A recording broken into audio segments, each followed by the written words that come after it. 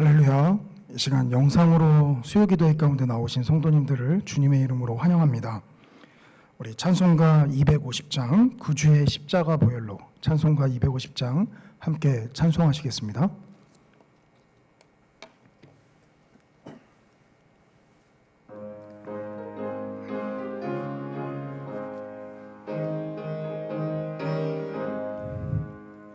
구주의 십자가 보혈로 죄 씻음 받기를 원하네. 내 죄를 씻으신 주 이름 찬송합시다.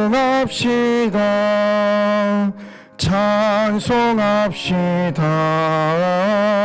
찬송합시다. 내 죄를 씻으신 주 이름 찬송합시다. 죄악을 속하여 주신 주 내 속에 들어와 계시네. 십자가 앞에서 주 이름 찬송합시다. 찬송합시다. 찬송합시다. 내 죄를 씻으신 주 이름 찬송합시다. 주 앞에 흐르는 생명수 날 씻어 정하게 하시네. 내 기쁨 정성을 다하여 찬송합시다. 찬송합시다.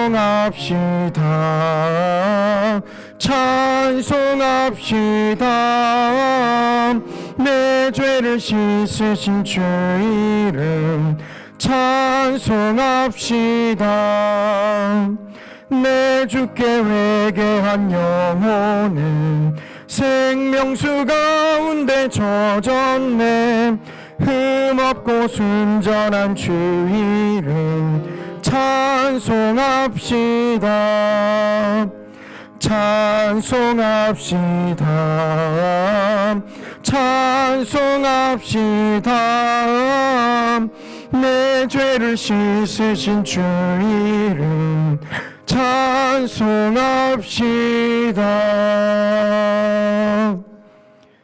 아멘. 우리 찬송가 563장 예수 사랑하심을 563장 한 장 더 찬송하시겠습니다.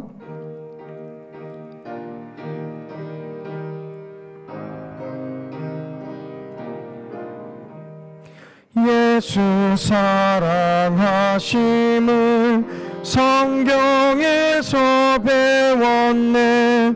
우리들은 약하나 예수 권세 많도다. 날 사랑하심 날 사랑하심 날 사랑하심 성경에 쓰였네. 나를 사랑하시고 나의 죄를 다 씻어 하늘 문을 여시고 들어가게 하시네. 날 사랑하심 날 사랑하심 날 사랑하심 성경에 쓰였네. 내가 연약할수록 더욱 귀히 여기사 높은 보좌 위에서 낮은 나를 보시네. 날 사랑하심 날 사랑하심 날 사랑하심 성경에 쓰였네. 세상 사는 동안에 나와 함께 하시고 세상 떠나가는 날 천국 가게 하소서. 날 사랑하심, 날 사랑하심, 날 사랑하심, 성경에 쓰였네.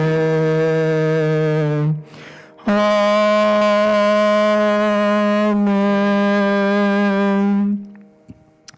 아멘. 이 시간 우리 예배를 위해서 함께 기도하며 나아가도록 하겠습니다. 먼저 비록 영상으로 드리지만 주님의 전으로 우리를 불러주심을 감사를 드립니다. 우리의 예배를 주님 받아주시고 우리의 예배 가운데 주님만이 좌정하여 주시옵소서. 예배의 시종일관을 주님만을 의지하며 나아갑니다. 나의 세상적인 생각들 내려놓고 주의 말씀에만 집중하는 시간 될 수 있도록 주님 역사하여 주시옵소서. 부족한 자를 세우셨습니다. 주님 이 시간 입술에 권세를 더하여 주시옵소서. 우리 주님의 이름 한번 크게 부르짖고 기도하며 나아갑니다. 주여! 사랑과 은혜가 충만하신 아버지 하나님, 주님 참으로 감사를 드립니다.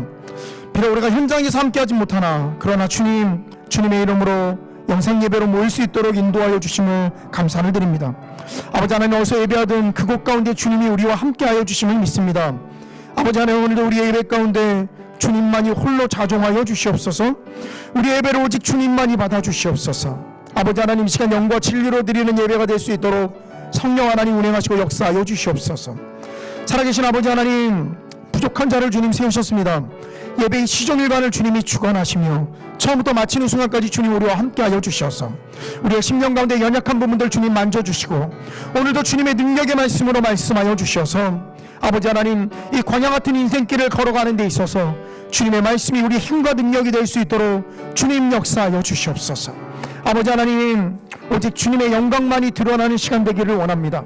오직 주님만이 홀로 높아지시는 시간 되기를 원합니다. 아버지 하나님, 이 시간 주님의 예배를 주님 주관하여 주시옵시고 마치는 시간까지 주님 동행하여 주시옵소서. 온 우주에 충만하신 하나님 아버지, 모든 영광과 찬양을 주님께 올려드립니다. 아멘. 아버지로 불러드릴 수 있게 하여 주시고 주의 자녀 삼으시고 또 그 아들 독생자 예수 그리스도를 우리에게 보내주심으로 우리를 사랑하신 그 큰 사랑을 보여주심을 감사합니다. 아멘. 하나님 아버지, 우리가 수요 예배로 모였지만 같이 하지 못하고 있습니다. 하나님, 우리가 있는 그곳에서 하나님 온전히 주님 앞에 나아갈 수 있도록 도와주시오며 어떤 상황에서든 우리의 믿음이 흔들리지 않도록 돌아봐 주시옵소서. 아멘. 하나님 아버지, 우리가 할 수 있는 것이 없습니다. 우리가 얼마나 악하고 얼마나 악한지 주님 깨닫게 하여 주시며 온전히 하나님 앞에 회개함으로 돌아오도록 도와주시옵소서. 아멘. 하나님, 이 세대를 불쌍히 여겨 주시옵소서. 하나님 아버지, 우리 가정들을 기억해 주시옵소서. 하나님, 믿음의 세대들 하나님 교육하기에도 정말 힘든 시간들을 갖고 있습니다. 하나님 아버지, 가정이 먼저 서게 하시고 말씀으로 서 있도록 도와주시옵소서. 아멘. 하나님 아버지, 그리고 각 가정의 경제적인 회복들 또한 허락하시고 병들고 지친 연약한 육체들을 하나님 치유하여 주시옵소서. 그들을 간구를 들어주시옵소서. 주님, 선교사님들을 기억해 주시기 원합니다. 그들이 계신 곳에서 하나님 안전하게 지켜주시고 영육의 강건함을 붙들어 주시옵소서.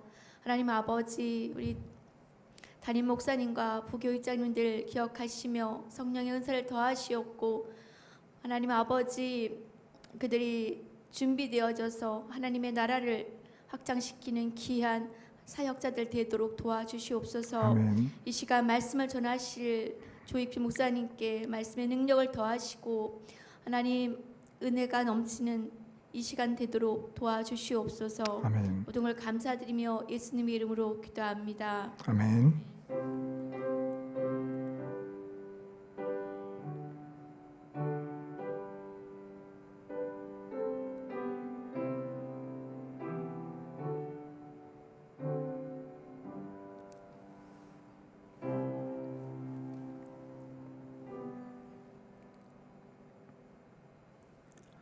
이 시간 우리에게 주시는 하나님 말씀은 신약성경 고린도후서 8장 1절에서 15절까지 말씀입니다. 제가 가진 성경으로는 신약성경 293쪽에 있습니다. 고린도서 8장 1절에서 15절까지 제가 봉독하겠습니다. 형제들아, 하나님께서 마게도냐 교회들에게 주신 은혜를 우리가 너희에게 알리노니 환난의 많은 시련 가운데서 그들의 넘치는 기쁨과 극심한 가난이 그들의 풍성한 연보를 넘치도록 하게 하였느니라. 내가 증언하노니 그들이 힘대로 할 뿐 아니라 힘에 지나도록 자원하여 이 은혜와 성도 섬기는 일에 참여함에 대하여 우리에게 간절히 구하니 우리가 바라던 것뿐 아니라 그들이 먼저 자신을 주께 드리고 또 하나님의 뜻을 따라 우리에게 주었도다. 그러므로 우리가 디도를 권하여 그가 이미 너희 가운데서 시작하였은즉 이 은혜를 그대로 성취하게 하라 하였노라. 오직 너희는 믿음과 말과 지식과 모든 간절함과 우리를 사랑하는 이 모든 일에 풍성한 것 같이 이 은혜에도 풍성하게 할지니라. 내가 명령으로 하는 말이 아니요 오직 다른 이들의 간절함을 가지고 너희의 사랑의 진실함을 증명하고자 함이로라. 우리 주 예수 그리스도의 은혜를 너희가 알거니와 부여하신 이로써 너희를 위하여 가난하게 되심은 그의 가난함으로 말미암아 너희를 부유하게 하려 하심이라. 이 일에 관하여 나의 뜻을 알리노니 이 일은 너희에게 유익함이라. 너희가 1년 전에 행하기를 먼저 시작할 뿐 아니라 원하기도 하였은즉 이제는 하던 일을 성취할지니 마음에 원하던 것과 같이 완성하되 있는 대로 하라. 할 마음만 있으면 있는 대로 받으실 터이요 없는 것은 받지 아니하시리라. 이는 다른 사람들은 평안하게 하고 너희는 곤고하게 하려는 것이 아니요 균등하게 하려 함이니 이제 너희의 넉넉한 것으로 그들의 부족한 것을 보충함은 후에 그들의 넉넉한 것으로 너희의 부족한 것을 보충하여 균등하게 하려 함이라. 기록된 것 같이 많이 거둔 자도 남지 아니하였고 적게 거둔 자도 모자라지 아니하였느니라. 아멘. 이 시간 영상으로 예배를 드리는 모든 성도님들에게 하나님의 은혜가 임하시기를 간절히 바라고 기도합니다. 날씨가 한풀 꺾이긴 했지만 여전히 이 더운 날씨가 우리를 푹푹 찌듯이 못살게 굴고 있습니다. 저는 7월 21일 날 그 수요기도회 설교 때 차포된 바울이라는 제목으로 설교를 했었는데요. 그때 바울이 위험을 무릅쓰고 예루살렘에 들어가게 된 이유는 이 마게도냐 지역의 교회들에게서부터 얻은 이 연보를 이 예루살렘 교회에 전달하기 위함이었다라고 말씀을 드렸었습니다. 그러면서 연보에 관해서는 나중에 따로 말씀드리겠다라고 했는데요. 그래서 오늘 이 연보에 대한, 이 헌금에 대한 설교를 마저 이어가려고 합니다. 이 교회에서 하지 말아야 할 설교들이 몇 가지 있습니다. 사실 정치적인 민감한 사항들, 또 정치적인 입장을 드러내면서 하는 설교들은 사실 조금 지양해야 하는 부분이죠. 헌금에 관련된 설교도 마찬가지입니다. 헌금과 관련된 설교는 이 설교자의 의도가 어떻든 헌금을 강요하는 것처럼 듣는 사람들이 인식할 수 있기 때문입니다. 그래서 사실 대부분의 많은 교회 목사님들이 헌금에 관련된 설교는 피하시는 것입니다. 사실 저도 준비하면서 많이 망설였습니다. 그런데 그럼에도 불구하고 한 가지 분명하게 말씀드릴 수 있는 것은 성도님들께서 헌금을 많이 하신다라고 해서 그것이 저에게 어떤 부가적인 이익이 발생하는 것도 아니고 반대로 적게 하신다라고 해서 그것이 또한 저에게 어떤 직접적인 피해로 나타나는 것은 아닙니다. 이 말씀을 드리는 이유는 제가 이 헌금에 관련된 설교를 하는 데 있어서 어떤 사심이 개입된 것이 아니다라는 것을 말씀드리고자 합니다. 그리고 잘 아시는 대로 저는 부교육자입니다. 그렇기에 훨씬 더 지금 이 저의 신분이 이 헌금과 관련된 설교를 하는 데 있어서 훨씬 더 자유롭습니다. 그렇기에 지금이 아니면 나중에 가서 못할지도 모를까 봐 지금 헌금과 관련된 설교를 하려고 합니다. 물론 그렇다라고 해서 성도님들에게 헌금을 무조건 많이 강요하고자 하는 것은 아닙니다. 이 설교를 준비한 이유는 성도님들께서 헌금을 하실 때 어떤 생각과 또 어떤 마음가짐을 가지고 헌금을 하시는지 한번 이 설교를 통해서 돌아보셨으면 하는 바람에서 이 설교를 준비하였습니다. 예전 설교 가운데서도 제가 한번 말씀드린 적이 있었는데요. 저는 고등학교 2학년 때 이 교회를 등지고 이 교회를 떠났었습니다.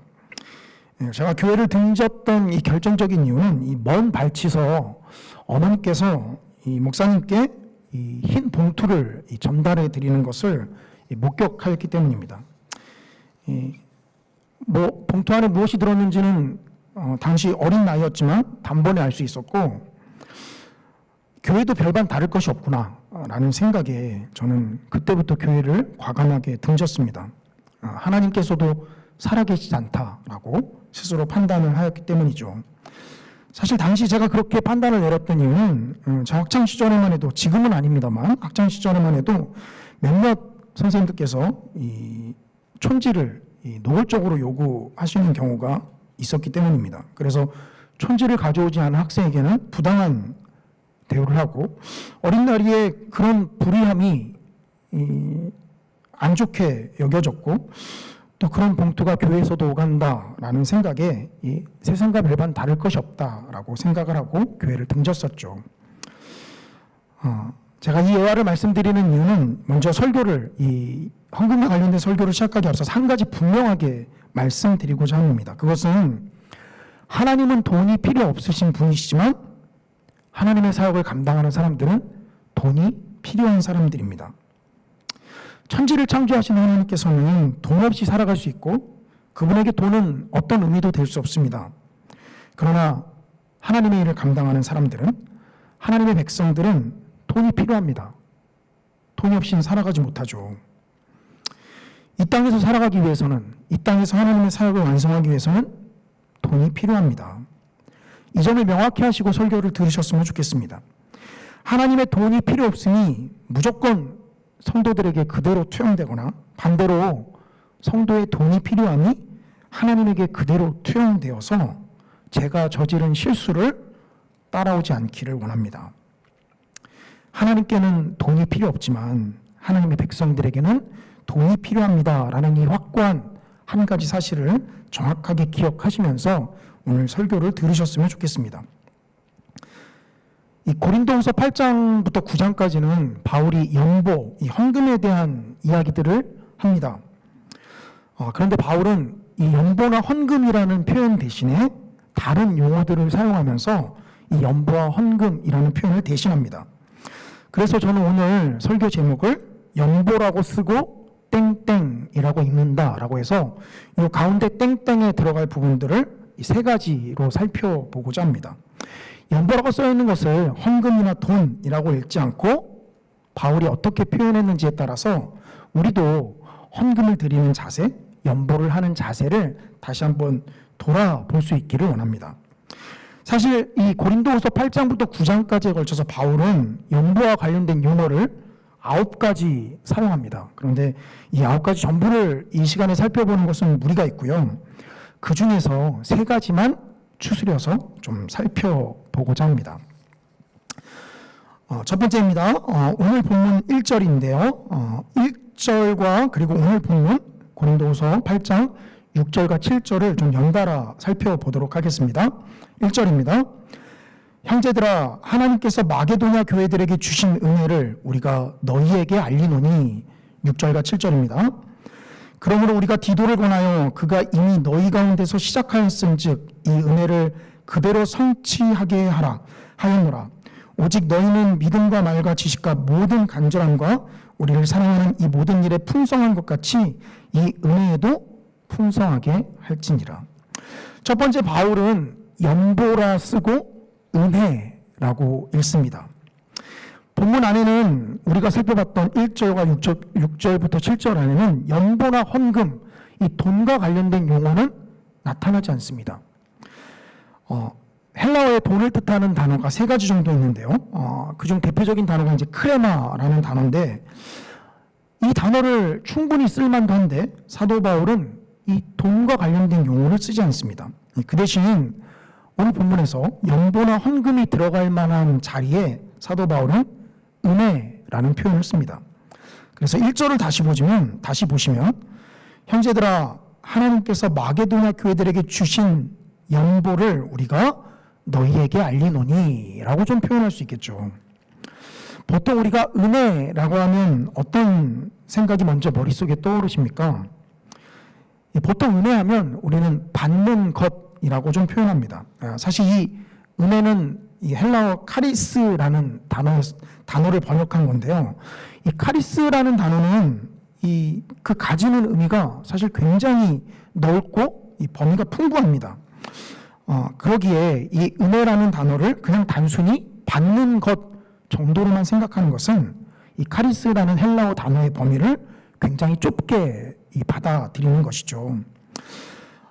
그 모든 의미를 다 살펴볼 수는 없겠지만 여기서 우리가 한 가지 확실하게 해야 할 것이 있습니다. 은혜라고 해서 이제 받는 것이라고만 우리가 생각하기 쉬운데요. 이 1절을 자세히 보시면 마게도냐 교회들에게 주신 은혜라고 해서 마치 이 마게도냐 교회들이 누군가로부터 헌금을 연보를 받았구나라고 우리가 착각하기 쉽습니다. 그런데 앞에서도 제가 말씀드렸다시피 사도 바울은 연보를 마게도냐 교회들, 즉 이방인 교회들에게서 걷어서 예루살렘 교회에 전달해 주고자 했습니다.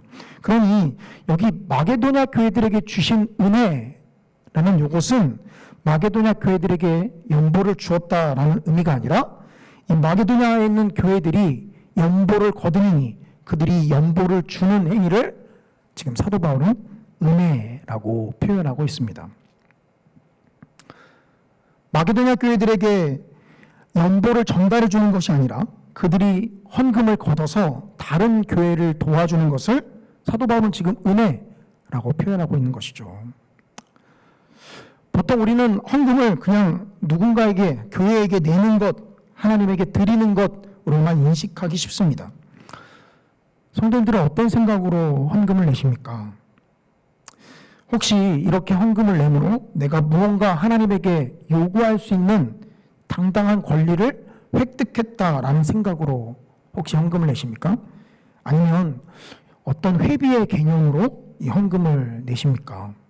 아니면 세금을 납부하듯이 나에게 주어진 것을 그냥 납부하는 심정으로 헌금을 내십니까? 사도 바울은 연보라고 쓰고 그것을 은혜라고 표현하고 읽고 있습니다. 우리에게 받는 것, 우리가 받는 것만을 은혜라고 생각할 때 연보는 우리에게 은혜로 다가오기 힘들죠. 그러나 헌금을 하면서 성도님들, 하나님께서 나에게 이렇게 은혜를 주셔서 내가 헌금을 할 수 있구나 라는 생각을 품어보셨습니까?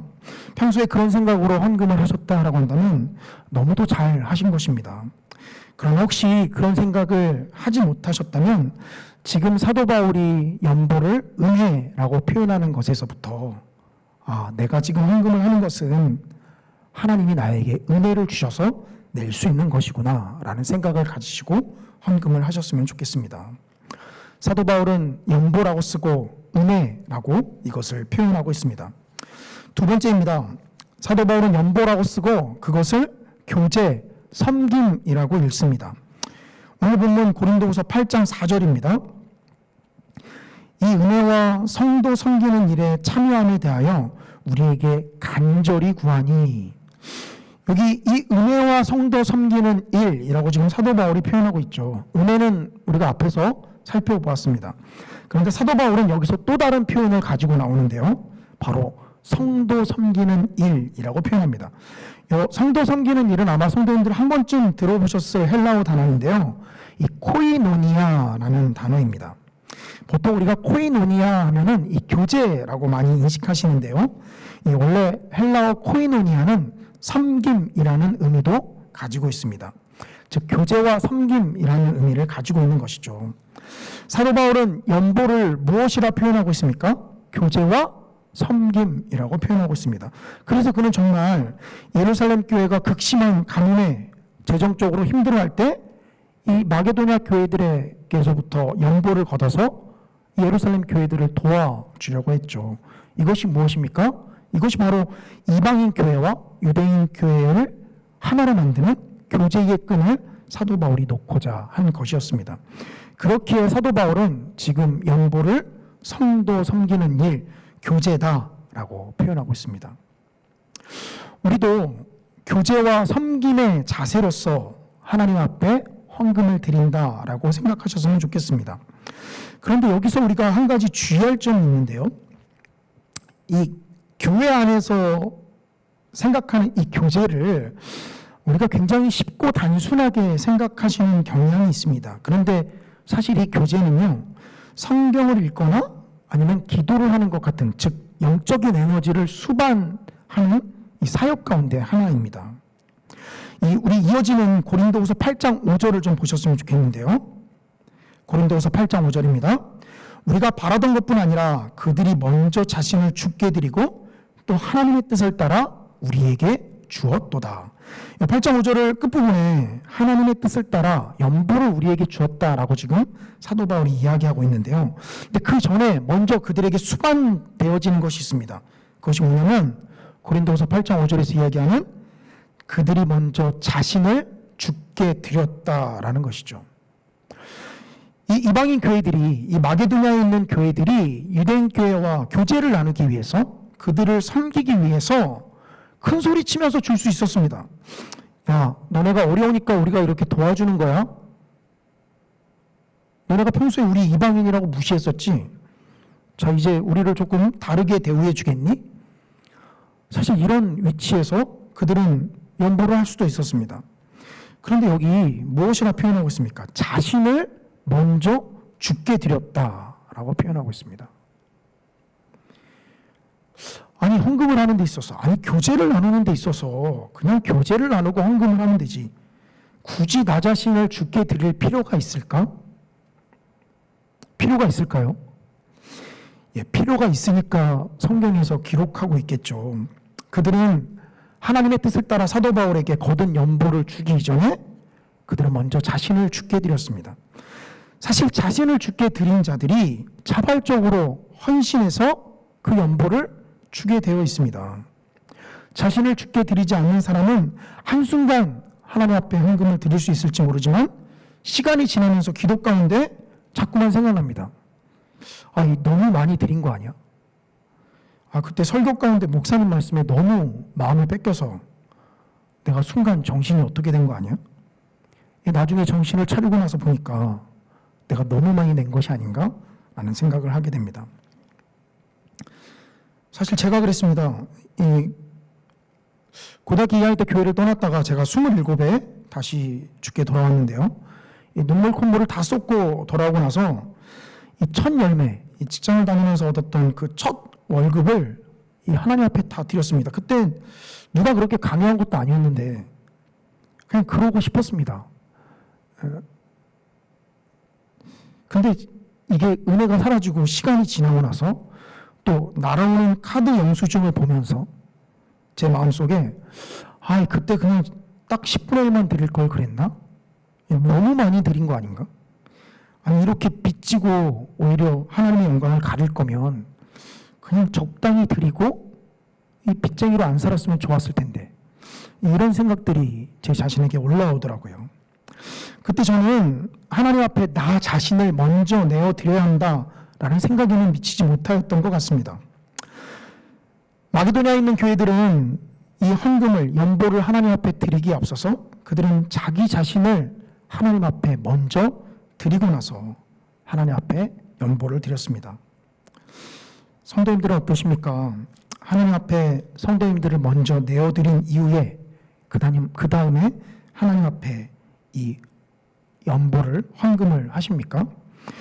이 고린도후서 8장 5절에서 사실 더 놀라운 것은 이 8장 5절 앞에 부분에 우리가 바라던 그뿐 아니라 그들이 먼저라는 표현입니다. 그러니까 즉 그들이 연보를 하는 것은 사실 사도 바울이 바라던 것이었죠. 그런데 여기 주께 자신을 먼저 드린 이 마게도냐 교회의 성도들은 어떤 자세를 보여줍니까? 누가 뭐라고 하기도 전에 그들이 먼저 사도 바울에게, 하나님에게 이 연보를 드리고자 했다라는 것이죠. 하나님 앞에 자신을 먼저 드린 사람이 아니고서는 이런 모습이 나타날 수 없습니다. 옆구리 찔러서 절 받는다고 그냥 목사님께서 하도 헌금을 하라고 하니까, 물론 우리 교회는 아닙니다. 다른 몇몇 교회들 가운데서 목사님께서 하도 헌금을 하라고 하시니까 마지못해서 헌금을 드리는 것, 물론 그것도 훌륭할 수 있다라고 말씀을 드릴 수 있겠습니다만 먼저 요구되어지는 자세는 무엇일까요? 하나님 앞에 우리 자신을 먼저 드리는 자세입니다. 그래서 이것이 성도 가운데 섬김과 교제 이전에 우선되어야 할 자세다라는 것입니다.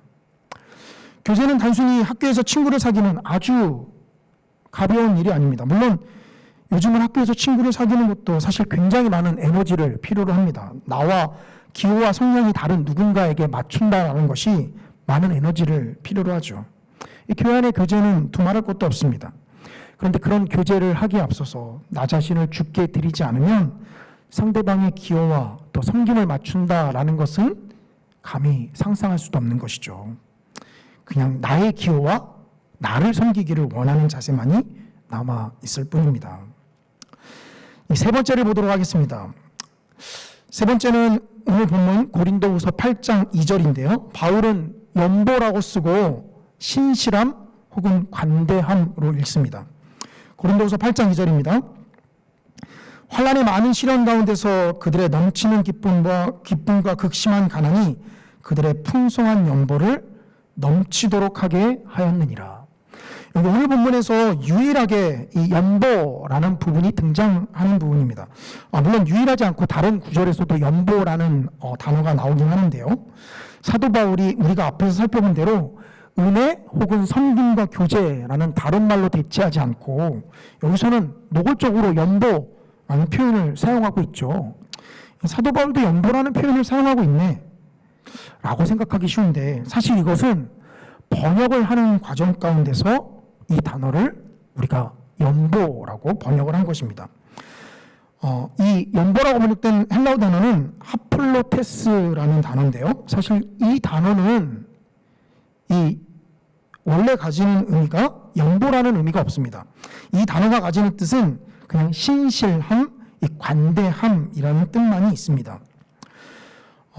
보통 우리가 연보라는 것을 사전에서 찾아보면 자기의 재물을 내어서 다른 사람을 도와주는 것 혹은 주일에 하나님에게 돈을 바치는 것이나 그 돈을 뜻한다라고 말합니다. 그런데 이 헬라어 하플로테스에는 이런 의미가 존재하지 않습니다. 오히려 이 단어에는 신실함, 관대함이라는 의미가 있습니다. 그래서 이 단어의 의미를 살려서 새번역 성경은 이렇게 똑같은 고린도후서 8장 2절을 이렇게 번역합니다. 화면을 봐주시기 바랍니다. 그들은 큰 환난의 시련을 겪으면서도 기쁨이 넘치고 극심한 가난에 쪼들리면서도 넉넉한 마음으로 남에게 베풀었습니다. 여기 보시면 연보라는 단어는 나타나지 않죠. 대신 뭐가 나타나고 있죠? 넉넉한 마음으로 번역하고 있습니다. 이 하플로테스라는 헬라어 단어를 이 넉넉한 마음으로 번역을 하고 있는 것이죠.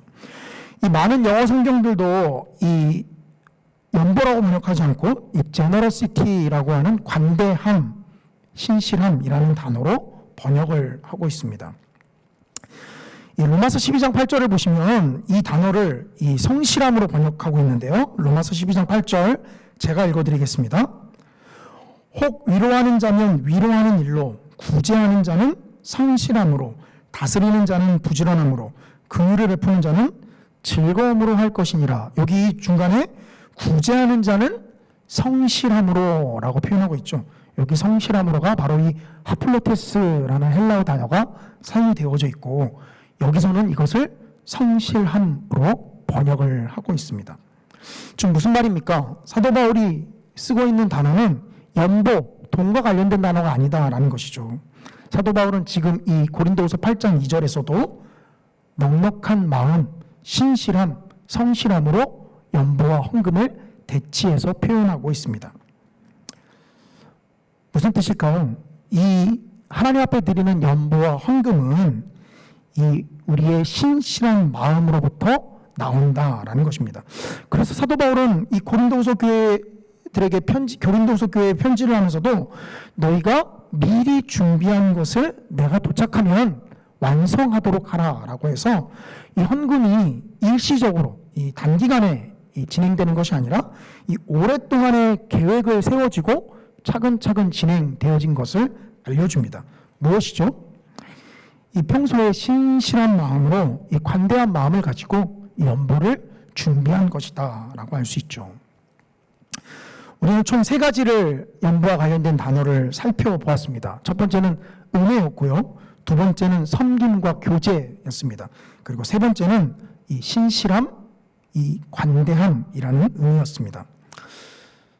사도 바울이 헌금과 연보에 대해서 어떻게 생각하고 있는지 이 세 단어가 우리에게 알려준다라는 것입니다. 그런데 여기서 가장 중요한 것이 있습니다. 그럼 우리가 살펴본 이 3가지 의미, 이 헌금을 하면서 어떻게 이런 마음을 유지할 수 있습니까? 사실 이게 관건 아니겠습니까? 아니, 하라고 하니까 하는데 어떻게 우리 마음에 우러나지도 않는데 그런 마음을 우리가 유지할 수 있겠습니까? 라고 아마 반문하실 수 있으실 것입니다. 저도 준비하면서 사실 여기 3가지를 준비하면서 이걸로 설교 준비 끝이다 라고 생각을 했었습니다. 그런데 가만히 생각을 해보니까 아니 그럼 다시 율법적인 것을 강조하는 것도 아니고 우리가 어떻게 이러한 마음을 유지할 수 있는가라는 생각에 사실 미쳤습니다. 앞에서도 말씀드렸다시피 우리는 돈이 필요한 존재들입니다. 우리는 하나님과 다릅니다. 우리는 돈이 필요하기에 돈을 사용하고 또 돈을 필요로 합니다. 그럼 우리가 어떻게 마치 인간계를 탈피한 사도 바울의 모습처럼 늘 이런 마음을 유지할 수 있을까요? 사실 이것이 포인트 아니겠습니까? 본문을 가만히 읽어보면 사실 사도 바울이 어디서부터 이러한 연보에 관한 신학이 출발했는지가 우리에게 나타납니다. 그것을 말씀드리기 전에 우리 속담에 이 곳간에서 창고에서 인신난다라는 속담이 있습니다. 당시 마게도냐 성도들이 돈이 많았나 보지. 그러니까 사도 바울이 이렇게 노골적으로 그들에게 연보와 헌금을 요구한 것이지. 그런데 우리는 앞에서 살펴본 고린도후서 8장 2절의 말씀을 다시 볼 필요가 있습니다. 환난의 많은 시련 가운데서 그들의 넘치는 기쁨과 극심한 가난이 그들의 풍성한 연보를 넘치도록 하게 하였느니라. 여기 뭐라고 표현하고 있습니까? 환난, 극심한 가난이라고 표현하고 있습니다. 아니 마게도냐 성도들의 이 연보는 예루살렘 교회의 이 가뭄으로 인한 그 가운데 가난한 성도들을 돕기 위함이었는데 아니 마게도냐 성도들의 형편은 좀 나은가요? 고린도후서 8장 2절을 보시면 그들 역시 극심한 가난 가운데 있다라고 표현하고 있습니다. 아니 이 사람들은 이런데 어떻게 사도 바울처럼 그러한 마음들을 유지하면서 하나님 앞에 헌금을 할 수 있었을까요? 우리가 살펴본 고린도후서 8장 2절은 정말 말이 되지 않습니다. 환난의 많은 시련 가운데 기쁨이라는 요소가 일단 말이 안 되고요. 극심한 가난한 가운데 풍성한 연보가 말이 되지 않습니다. 극심한 가난 가운데 그냥 연보를 했다 라고 하면 100번 양보해서 이해할 수 있을 것입니다. 얼마를 했든 했다는 게 중요하니까 뭐 많진 않더라도 그 마음은 알아주겠지.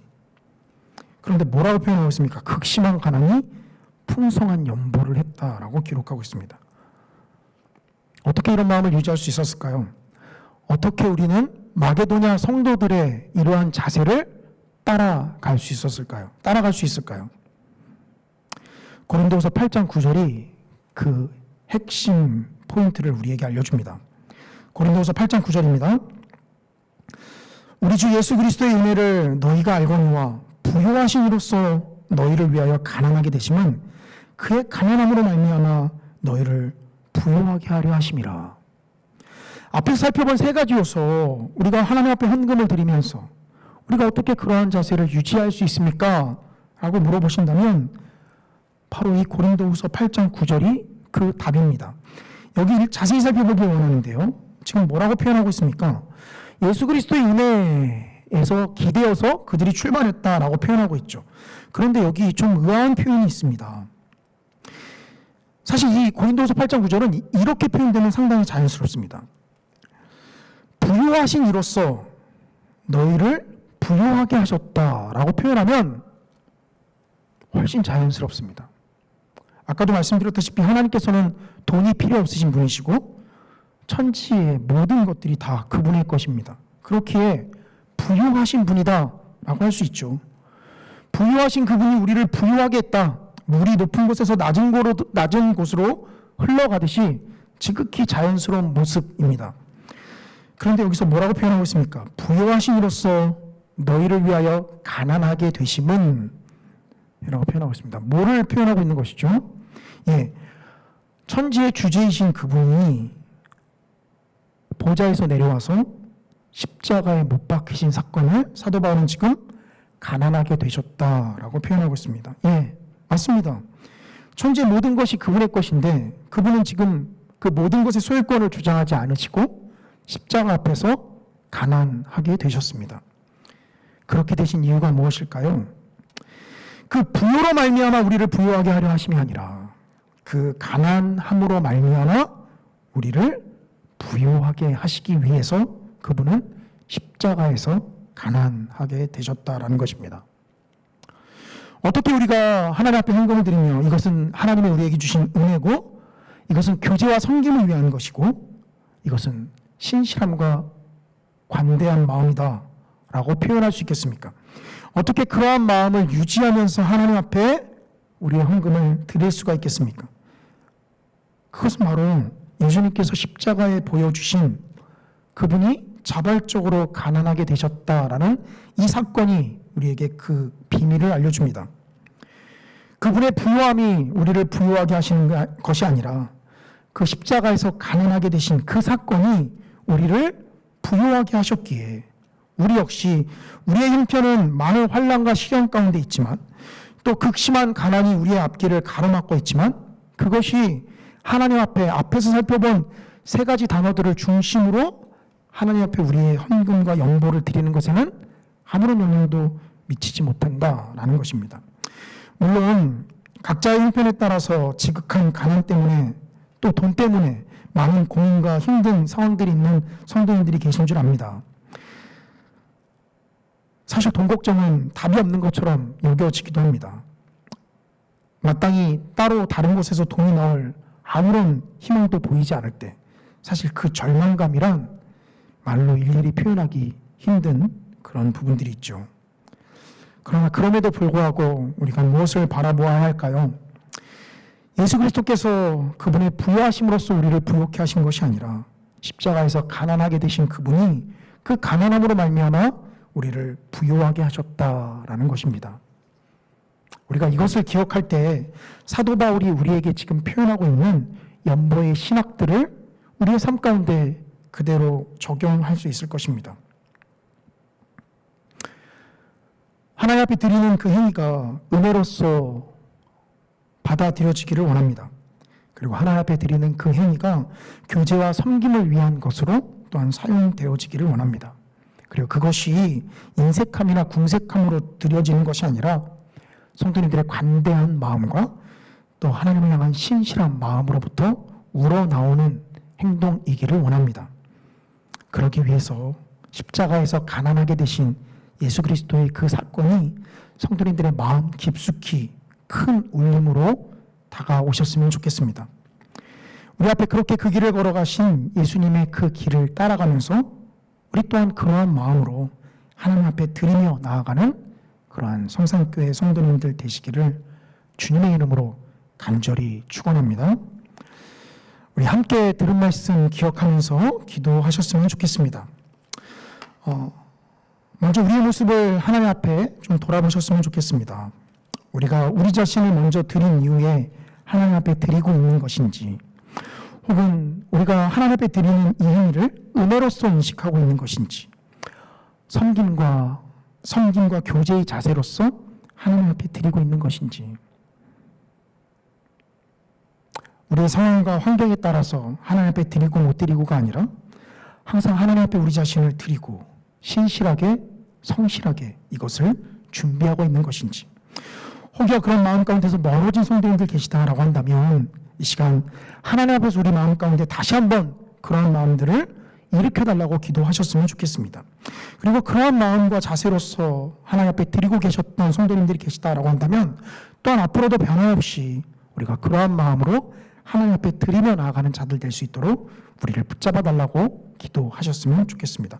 아울러 교회에 아프신 성도님들을 위해서 또한 함께 기도하셨으면 좋겠습니다. 우리 들은 말씀 가지고 함께 기도합니다. 사랑과 은혜가 충만하신 아버지 하나님, 주님 참으로 감사합니다. 하나님께서 우리에게 말씀해 주시지 않으시면 우리의 기준과 생각과 마음이 항상 세상적인 관점으로 흘러들어감을 주께 고백합니다. 우리는 여전히 이 땅에 두 발을 딛고 살아가고 있으며 이 돈 앞에 우리의 몸이 또 우리의 마음이 자유롭지 않은 것이 현실입니다. 그러나 주님, 그러한 모든 것을 뛰어넘을 수 있는 마음과 생각들을 주님 우리에게 붙들어 주시옵소서. 코로나19로 인하여 경제적으로 힘들어 돈 때문에 마음고생하시는 성도님들이 계십니까? 주님, 그 마음을 주님 붙잡아 주시며 또 위로하여 주시고 또 주님 만져주시기를 원합니다. 세상의 모든 것이 아버지 하나님 앞에 또 주님의 것일진데 주님, 그러한 주님께서 그 모든 것의 소유권을 주장하지 않으시며 십자가에서 우리를 위하여 가난하게 되셨다라고 말씀하셨습니다. 주님의 그 가난하게 되심으로 말미암아 우리가 부욕해 됨을 주께 고백합니다. 주님 앞에 부욕해 된 우리로서 아버지 하나님, 주님 앞에 이러한 자세로서 헌신하며 나아가는 자들 될 수 있도록 주님 우리를 주관하여 주시옵소서. 생명되신 아버지 하나님, 우리 성산교회 아프신 성도님들을 위해서 이 시간 기도하기를 원합니다. 주님, 주님께서 친히 그 아픈 부분을 만져주시고 치유하여 주시옵소서. 성령 하나님, 사람의 위로가 아니라 하나님께서 위로하여 주셔서 또 하나님께서 주관하여 주셔서 아버지 하나님, 능히 견디며 이길 수 있고 또 치유될 수 있도록 주님 주관하여 주시기를 원합니다. 오랜 병상 생활로서 힘드신 성도님들도 계십니다. 주님, 그 마음을 주님 붙잡아 주시옵소서. 아버지 하나님, 코로나19 사태가 속히 종식되어져서 아버지 하나님, 교회 모든 사역들이 아버지 하나님 코로나19 이전으로 돌아가기를 원합니다. 주님, 우리 교회 학교 학생들을 긍휼히 여겨 주시옵소서. 우리 교회 학교 학생들을 주님 기억하여 주시고 주님 그들을 불쌍히 여겨 주시옵소서. 감사하는 모든 말씀 우리 주 예수님의 이름으로 기도합니다. 아멘. 우리 찬송가 428장 함께 찬송하시겠습니다.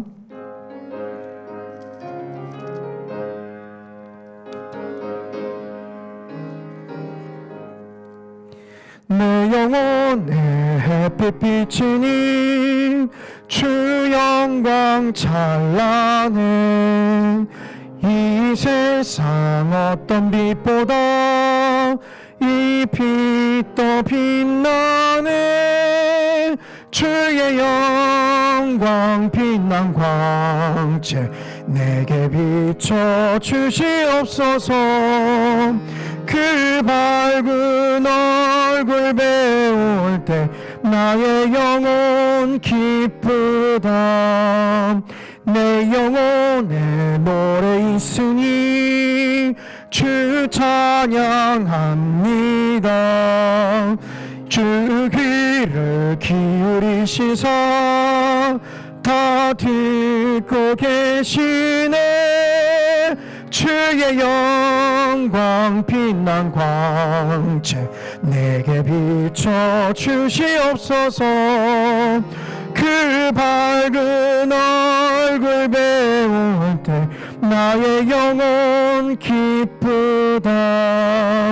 내 영혼의 봄날 되어서 주 함께 하실 때 그 평화 내게 깃들고 주의 꽃피네. 주의 영광 빛난 광채 내게 비춰 주시옵소서. 그 밝은 얼굴 배울 때 나의 영혼 기쁘다. 내 영혼에 희락이 있고 큰 소망 넘치네. 주 예수 복을 주시고 또 내려주시네. 주의 영광 빛난 광채 내게 비춰 주시옵소서.